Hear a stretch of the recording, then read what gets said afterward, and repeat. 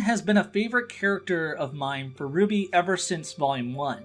I felt like he's had one of the most interesting journeys as a character that came to a head in Volume 6.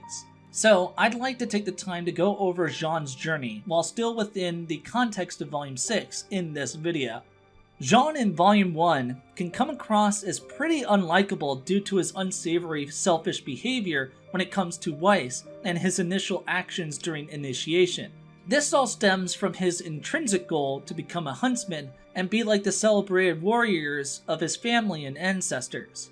But because of his lack of ability, he has to cheat his way into Beacon in order to even start achieving that goal. This goal causes him to adopt a macho mindset that can devolve into a toxic masculinity at times. Jaune is behaving this way because he has put it in his head that this is what a celebrated hero would be like. The thing that saves Jaune from all of this selfish bravado is the fact that this is a facade, an act he is putting on. When it matters, Jaune will drop this facade and put others over himself. And it is through the help of RWBY and Pyrrha that Jaune starts to move away from it. Jaune finally moving to become a better leader, fighter, and person. Come Volume 2, Jaune retains that selfish behavior of trying to ask out Weiss. One can say that it is admirable and cute that he keeps trying and failing to court Weiss. But it is clear that Weiss isn't interested and can find Jaune's occasional attempts to ask her out as a nuisance.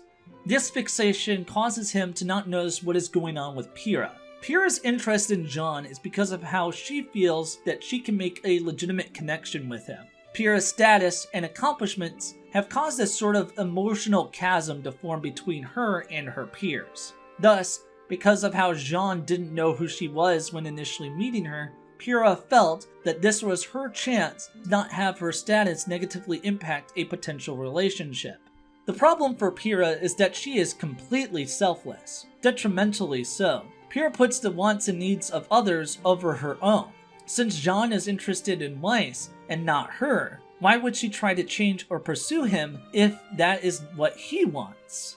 With Pyrrha's advice, he tries to ask out Weiss again, only to find that she is trying to ask out Neptune to the dance. With this, Jaune finally gives up. It hurts him, but this is truly for the best. Once Jaune approaches Pyrrha at the dance, he finally learns about what has been bothering Pyrrha and what she hoped for with him. He finally realizes that his pursuit of Weiss has caused him to ignore the trouble his partner and teammate is going through, and moves to make it right by owning up to a promise he made to Pyrrha about wearing a dress if she didn't get a date to the dance. With this, all of Jaune's negative traits and behaviors are gone, or at least mitigated. Jaune now fully bettering as a person by learning to support and be there for others like they were for him. We see this when he catches on to how Pyrrha is troubled in Volume 3.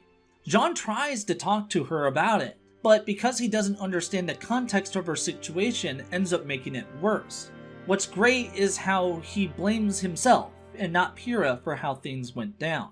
Things get worse for Jaune as he comes to learn what Pyrrha has become a part of. He's confused and tries to ask Pyrrha about it. Unfortunately, Cinder has defeated Ozpin and is moving to the top of the tower, which Ozpin told Pyrrha that the tower cannot fall. Pyrrha realizes what she is going to have to do and how dangerous it will be. She goes to do the most selfish thing she has ever done: kiss Jaune and send him away to safety. Jaune calls Weiss and begs her and RWBY to save Pyrrha. They don't make it in time. Pyrrha's death has a negative effect on Jaune, as it should. This brings back to his negative selfish behavior, but in a different way. Jaune is now more prone to anger and taking it out on anyone who causes it, seen with Crow, Cinder, and Oscar. His outburst against Cinder and charging at her in order to get revenge for Pyrrha put everyone at risk. His remark on how his life doesn't matter, even though it is an indication of how little he values himself now, is what prompted Cinder to attack Weiss. In his desperation to save Weiss, he unlocks his semblance, a power that transfers his own aura to amplify and support another's. A power that is selfless and not selfish. A power that exemplifies how Jaune is at his best supporting others. That doesn't mean that Jaune's issues are gone now that he has this power. Jaune is still prone to getting angry and taking it out on the source. Same with Oscar when Jaune learns about what went down with Oz after the team separated. I already talked about how Jaune's conversation with the red-haired woman helps him realize what it means to be a huntsman. It's his conversation with Ren and Nora, though, that helps him move away from his self-destructive behavior. Jaune initially tries to apologize for his behavior by saying how terrible he has been as a leader and a friend. But Ren cuts him off and essentially tells him that he needs to stop belittling or hating himself. Nora lets Jaune know that they heard what he had said to Cinder and that they both love him just like they did Pyrrha. Ren adds how they don't want to lose him too. Jaune's anger has come from how little he values himself after Pyrrha's death.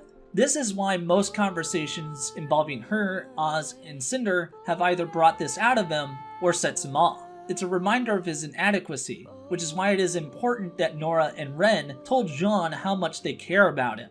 You know, most of what I've said is not actually why I initially got so interested in Jaune. I don't think very highly of myself. I consider myself to be the bottom of the barrel. Everyone around me is so much better at all the things I do.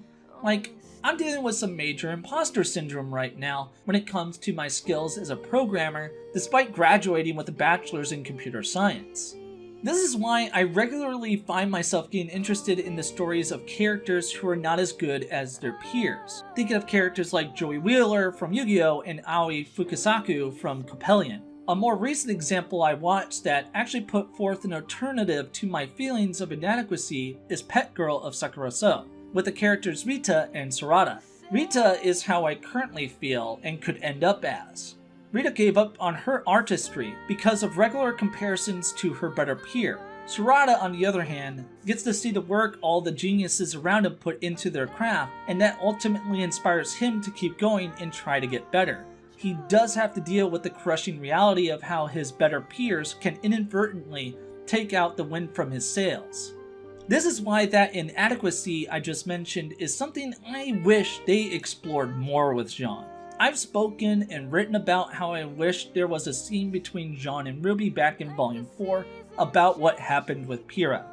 Like, during this conversation, Jaune could blame himself for Pyrrha's death, as he feels his inadequacy is what prompted Pyrrha to send him away to safety, feeling as though he wasn't good enough to fight by her side when she needed him most. This being why he trains on his own in the middle of the night, so he never has to experience that feeling again. The feeling that someone had to die because he wasn't good enough for anything else to happen.